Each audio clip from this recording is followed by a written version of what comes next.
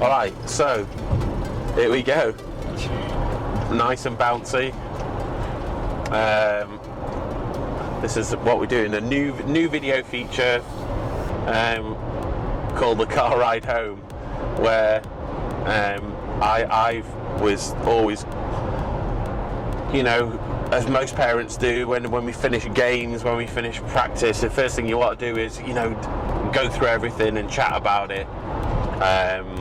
But having worked with Scholesy at Cricket Mentoring, I think we've both probably come to the decision, of Drek and Jack, Yeah, I reckon. that it's not the best time, you know, when we finish the game to come back and like start to look through things and what happened, you know, like.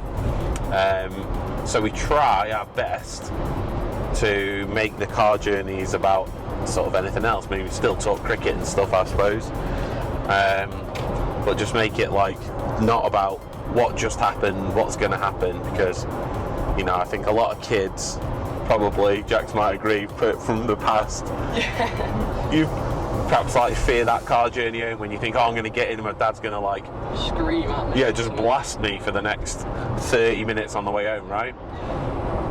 So as a parent and as a coach, I've done a lot of work on like how I do things, mainly like I say through Cricket Mentoring and through Tom, you know, to try and be a bit more understanding and understanding for not just Jackson but like anyone that we coach during a game, because, you know, cricket's a sport of a lot of failure. You know, there's sometimes a ball with your name on it.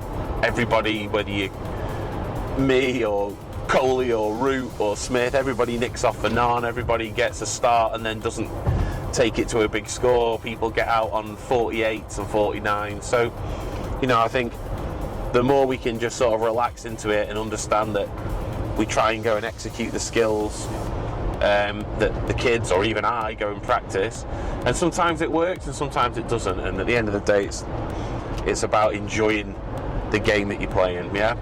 So anyway, that was our basis, that we're going to start, you know, where are we going today, Jax? We're on our way to Birmingham for England indoor training, which is going to be good. I mean, obviously we're building up to the World Cup now, aren't we? Only three weeks away. 3 weeks, yeah. 3 weeks from now we'll all be in Dubai. You and your squad. Yeah, looking forward to it. Games against, who've we got? India, Sri Lanka. 2 UAE teams, 2 South Africa teams, Australia, New Zealand, loads of other countries. It's just going to be absolutely amazing, to be honest, isn't it? Yeah. We've got a big opening ceremony that we saw the other day. Yeah. Pretty exciting. We're going to go and pick the kits up today, aren't you? Yeah. Yeah, we're going to get our bags and all our match shirts and things like that. A couple extras to go and swap with the other teams as well. So, yeah, nice. Going to pick them up. So yeah, so we've got like an hour and 20 minutes or something in the car. So we're not gonna bleat on for that long. But we probably go on about talking. We were talking the other day about selection, weren't we? And so this brought up. This was a good conversation that we started yesterday. And I said, "Oh, don't carry on, because we'll do it for our first thing in when we do our the car ride home series." And I was talking about 2 people, Ben Folkes and Harry Brook, who recently, I mean, I know they've not picked the one-day World Cup yet, but he missed out originally on that one-day squad. And Ben Folkes keeping unbelievably, scoring tons for fun in the county championship, but didn't get picked for the Ashes. And so I was talking to Jackson and saying, you know, I think it's good perhaps maybe for youngsters, people who are aspiring to be professionals or even just players, to understand that you can't control what selectors do, what team managers do. You know, you just have to put your performances in and hope that fate and luck lead you to a position where you get the opportunity, and then, you know, you take the opportunity when you get that chance. But what did you reckon, Jax? Because Harry Brook in the one-day squad or not? Well, I mean, his stats and all the games he's been leading up to this World Cup, I think it suggests that he should have a place in the World Cup. I think he's just been selected now, which is, in my thought, the right decision because at the end of the day, he just blasts it all around the park. He's just such a good player. And yeah, I reckon he deserving to be in that squad. But where's he batting? This is the big shout. Where's he batting though? Because he's played today, or he's in the squad today. He's opened the batting today. Yeah. In fact, he's still in as we left, wasn't he? Yeah. And he's made a decent start. But what about who's he coming in? He's in for Roy because Roy's injured. But are you leaving Roy out? I mean, Milan, Root, yeah, I know. Bairstow. Where's he going? Yeah, all those names have always been key assets in this team, really, haven't they? Yeah. And we have got a very, very strong batting lineup, all the way to like 8 even, like with the Curran brothers and things like that. So, I mean, you could open with him, as he does like to get on with it and can get you off to a flyer, but I'm not sure if you could kick out Roy or Bairstow, or even Milan out of them positions, as they've been doing it for years and years already. But fair enough. I think that's the biggest task. It's not whether you think he's good enough. It's just where he fits into that squad. I mean, for my money, I think you have to take him. I think it's silly not to take him. He's exceptional, isn't he? So. Yeah, I don't know. We don't know if we got an answer for that one really. So we didn't really get any further forward. I think everybody thinks he should be in, but no one's got an answer as to who then drops out. Especially when you look at positions, I think that's a tough thing. Right. So next one then, Ben Foakes. Should Ben Foakes be keeping for England on the basis of what you've seen? Because you watched the Ashes. yeah, What's your call? What was your call because you're a keeper as well, a keeper batter. What would your call be? well, in my opinion, Ben Foakes is the best wicket keeper in the country, and he's absolutely World? Best in the world? at the minute he could possibly be in the world, the best keeper in the world, which is insane. But with the new management that's just taken over with Bazball coming into play, I think that Johnny Bairstow offers me. I mean, I know Ben Foakes has been batting amazingly in like county championship and scoring tons and tons, but Johnny Bairstow gets on with it a little bit more and is more willing to smash the ball about, which I think is more Bazball. But saying that, behind the stumps, Johnny Bairstow did drop quite a few chances and gave the Aussies quite a few more runs with like dropping important people and things like that, which I think Ben Foakes would have taken. Yeah, and I agree. I'm thinking right. Yeah. Ben Foakes clearly better keeper. Yeah. But with the bat, the style of batting, I feel like Johnny Bairstow's more into that Bazball. So what's your decision, selector? Can you get them both in? Can you get none of these? You can get them both in.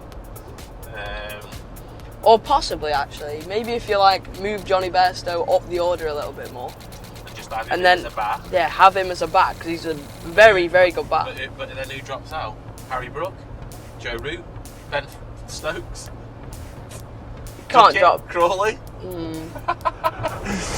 So we always come back to the same thing. Is that I suppose you like it's just dependent, isn't it, on a lot of luck and what people feel at the time.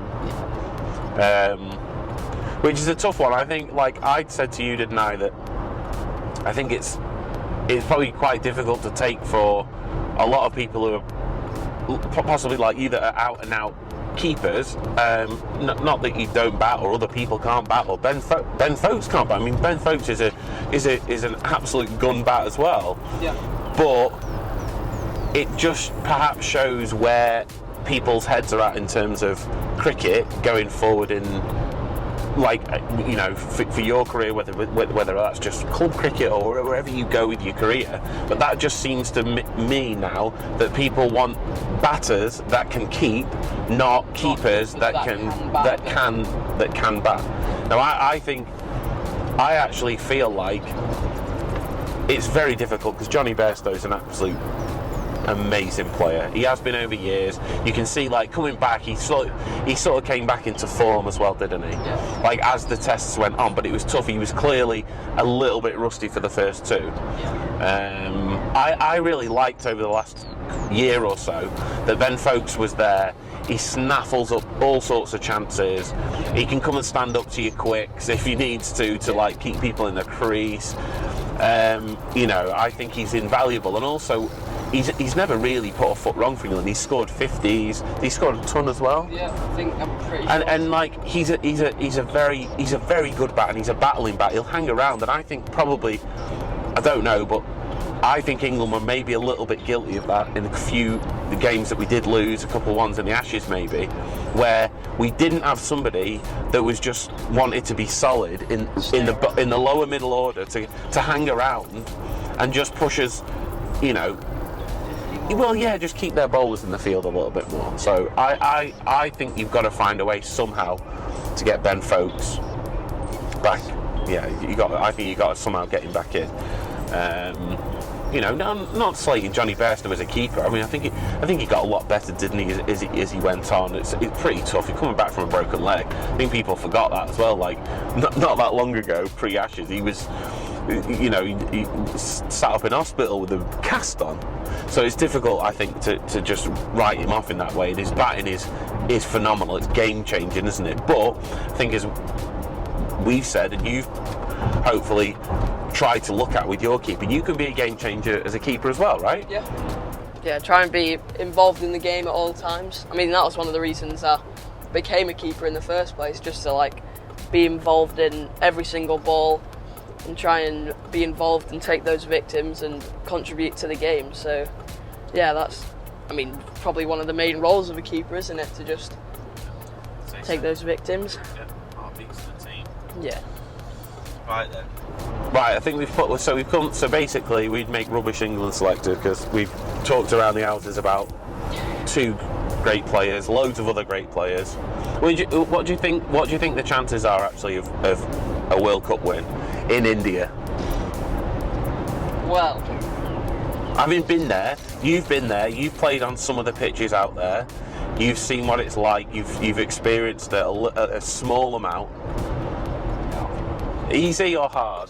Well, it's obviously going to be very hard for all of the countries around the world that don't come from like the Asia continent, because it's all the pitches are mainly the same there. But from like England going to India, we have actually got some very, very good players of spin. Yeah, like Ruti and Harry Brooks, actually a very good player of spin. But I reckon we're going to be up there, you know. Yeah. We won it last time in England by the barest of all margins.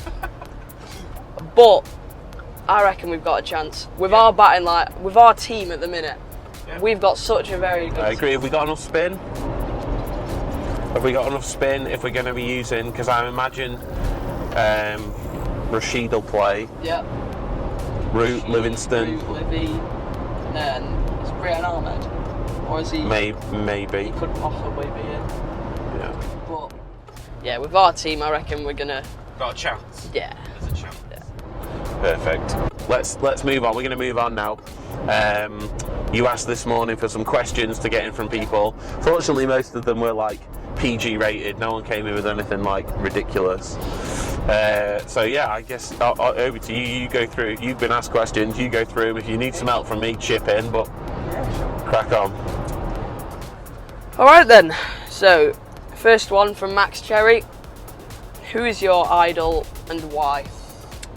Well, I'm pretty sure I'd have to say that my idol is Jos Buttler, and that is because he does everything that I aspire to be. Opening bat in short format games, keeps, and is also a captain of the side, and that would be something I would absolutely love to do going up in my career, hopefully. Captain aside, keep, and open the batting, just absolutely amazing. Okay, next one. Who is your favourite all-time wicket-keeper? All-time, that's tough. Wow. Well, I reckon I've got three. Okay. that are like in the mixer. So obviously from quite a while ago, but Jack Russell. Yeah. I reckon Jack Russell was a pretty brilliant keeper. I was. Didn't drop many, did he? He was just unbelievable. He was just like a prop. He was a keeper. He was just like, yeah, he batted a little bit and was gritty, but his keeper was phenomenal. You never really saw him out. He's even really beyond my age group. Yeah, I've like seen videos of him and when he stood up taking them legs yeah. He was amazing. So Jack Russell. Another one would have to be MS Dhoni. I mean, goat. yeah, The absolute the goat. goat of wicket keeping. Fastest hands in the universe. Yeah, universe keeper. Just absolutely brilliant. Doesn't drop anything. Absolutely He does sometimes. I know you say, but I only say that because I think it's important sometimes that you recognise that, like, even these guys that you talk about, you know, Joss, Jack Russell, but everybody playing cricket drops catches. Yeah. Everybody. It doesn't matter if you're the keeper, a fielder. You always get noticed more if you're a keeper. But I think, you know, you have to be realistic that you don't put them on too much of a pedestal. I bet they would say themselves, like, yeah, you know, sometimes they go in, sometimes they don't. You obviously try and get everything. You always try and get every stump in, but sometimes it's, you know, so yes, I agree he's the GOAT, but to say he never drops it is you know, not true. Yeah. And then finally, I would have to say Sarah Taylor. Obviously, I mean, always. yeah, of course. Like, she's just so good. Like, to seeing her stood up work, some of her catches that she's taken, especially the one off the switch it. I mean, like, that's just insane. Absolutely incredible. Well, I remember you sitting and, like, that was what you started you off. You maybe remember it a little bit. You used to just sit and watch that and repeat on YouTube and be like, and that was it. And then you were like, that's it. I want to be a keeper. So yeah, that's it. You had to stick the old bowling boots back in the bag, mate. Don't bowl anymore now. Absolute wheels, mate. Yeah. Okay, so yeah, those three, Jack Russell, MS Dhoni and Sarah Taylor, are my favourite wicket keepers of all time. Okay, Rupert Hallows is on here, and he said school or salon. And I know what he's referring to. He's referring to my haircut. But coming from the lad with the worst haircut in the whole of Lancashire, you can't be chatting, mate. Like, the school trim, the original ST. He's calling me school trim.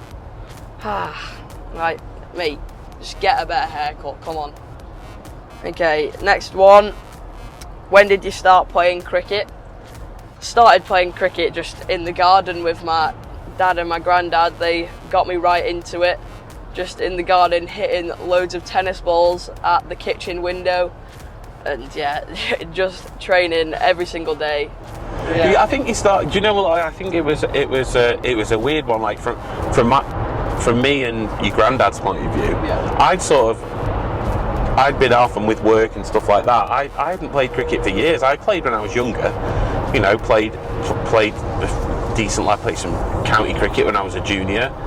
Played a little bit into when I was an adult, but then I'd stopped because of work and stuff. So I wasn't like, all right, you know, we're going to play cricket. You just immediately found a bat and just whacked things with it non-stop.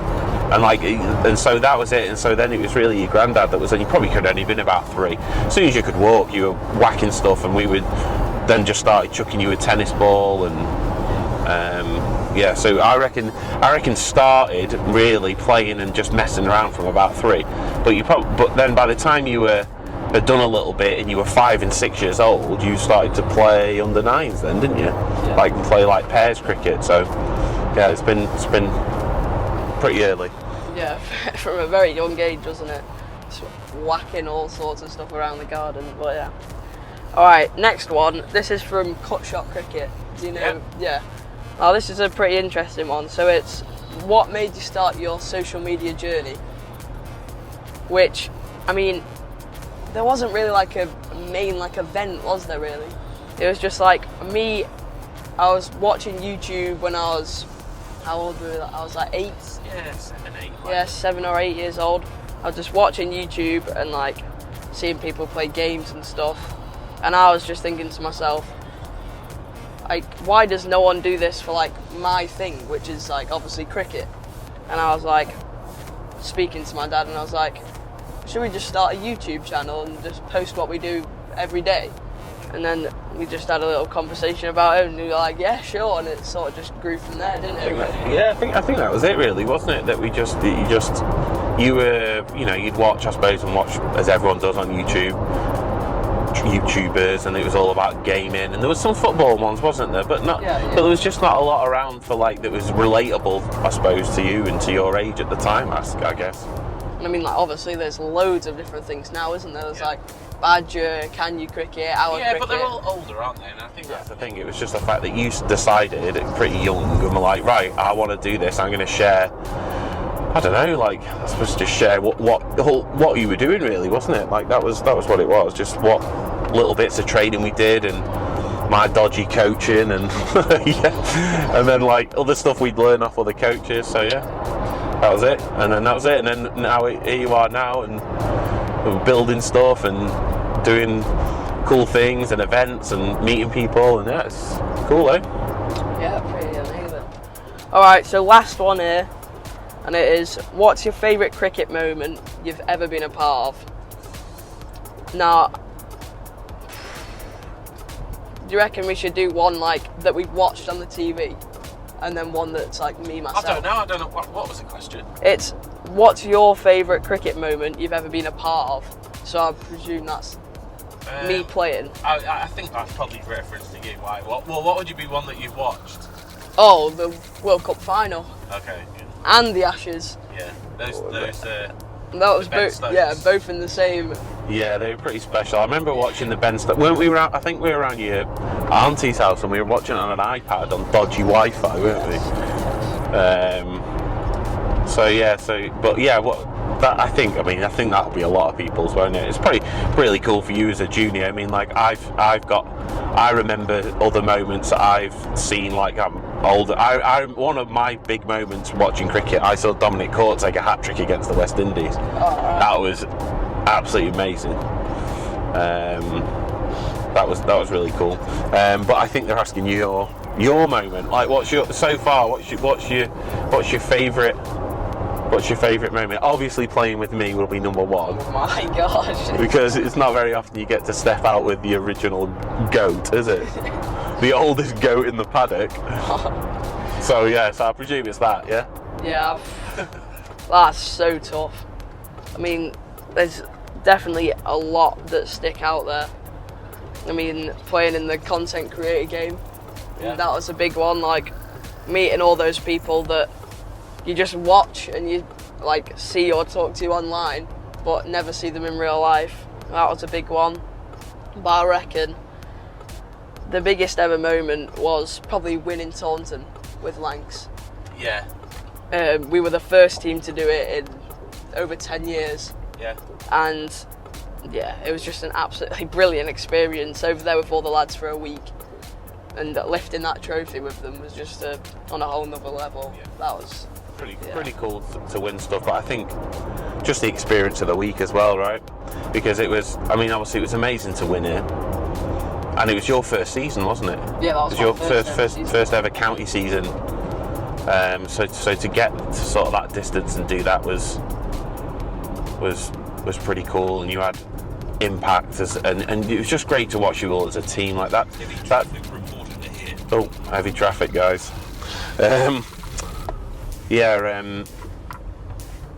think just watching all of you as a team and being in some really tough, because there's some tough games there, weren't there, where we were like on the edge a few times, where we'd lost clumps of wickets, and like, I think it was amazing to watch as a parent, or just to watch how you all gelled, like all these kids from different places, and you just really gelled as a team, and the belief was amazing. It was probably pretty cool to see that in like how tournament cricket works. So you just you started off and you were like, everyone was good, you were good, but it built up, didn't it? Like you just got better in each game, and it just felt in the end that you were like, no one's going to beat us, doesn't matter, like everyone's going to do something, everyone can take the catch.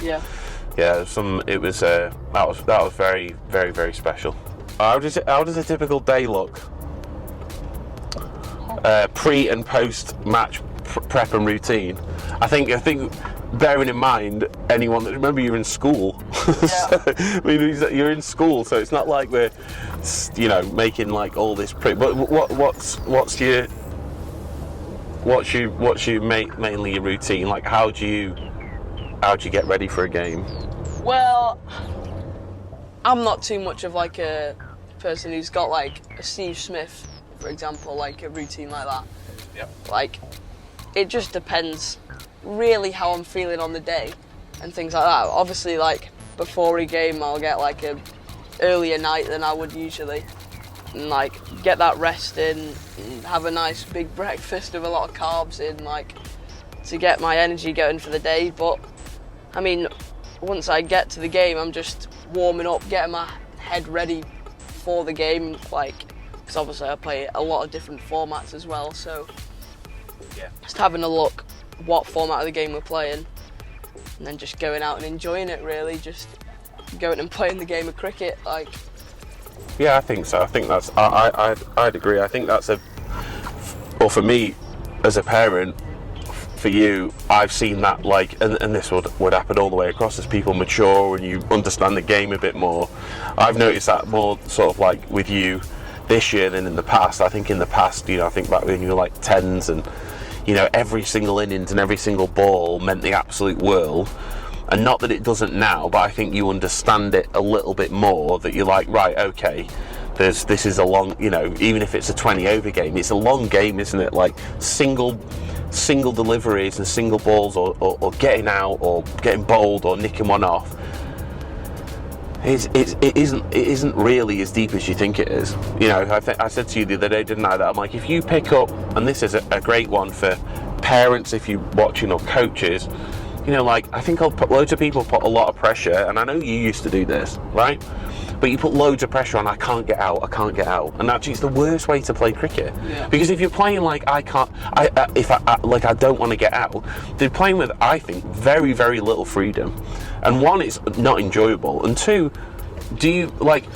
I think most of us would say, like, when you come in a situation in a game, if someone comes in and goes, right, you've got 4 balls left, it doesn't matter you can't win the game, you come out and probably play 4 of the best shots you've ever played, or like try something, and even if it works or doesn't work. And I think that, like, I don't know, like that, I think that freedom is absolutely massive in the game of cricket. And I think, I'm never saying to people don't care. It's not about telling people not to care, is it? But it's saying that you're like, you have to understand that if you're a bowler, some days you'll come on and you might bowl well and you'll go round the park. Yeah. Right? Yeah. Some days you're a keeper, you might be keeping really well and feeling a great rhythm, and then drop 2 catches, miss a stumping and overthrow it at the wrong end. Like, you have to, like, it's a game. If it was the same, and if we achieved every single time we played it, right, then it would be boring. No one would play. We play it because it's a game, and you play it because it's a 50-50 chance that you're not going to win it. Yeah. Like, it'd be boring, right? Yeah. Like, if you're just going to do that. Coming back, isn't it? That's why you keep coming back. You come back to play the game. And realistically, as I was saying, that's where I was up to. I was saying, if you look at any score sheet on any given Saturday for any team, both teams, and I say this to you all the time, don't I? I'm like, usually, like, maybe one bloke has a day out. One bloke's, I've scored 80 or I've scored 140. You have a look at the bowling, one bloke's taken a fifer or one bloke's taken 3 wickets. Someone's got a hat-trick. But that's it in the whole game. Everyone else has done nothing. So half of them have snicked off for none. A few of them have got themselves to 10 or 11 and then, smash one to mid-on's throat. Some of the bowlers have come on and bowled 2 good overs and then got clattered all around the park and gone for, 10 and over. So, like, but everybody has their day in it, don't they? Everybody has their day, and what you should concentrate on is training to go, when it comes time, let me try and execute my skills. Sometimes it'll come, the more I practice, the better I get, and the more times I'll be able to do it in those situations. Of course, yeah. Yeah. So, anyway, I reckon we've covered quite a lot there. That's 30 minutes of our journey to Birmingham. Yeah. That was The car ride home, although it was really the car ride there, but Car ride there, yeah. I'm sure we'll be doing a lot more of these because we're in the car so much. an awful lot. Right, Yeah. catch you next time.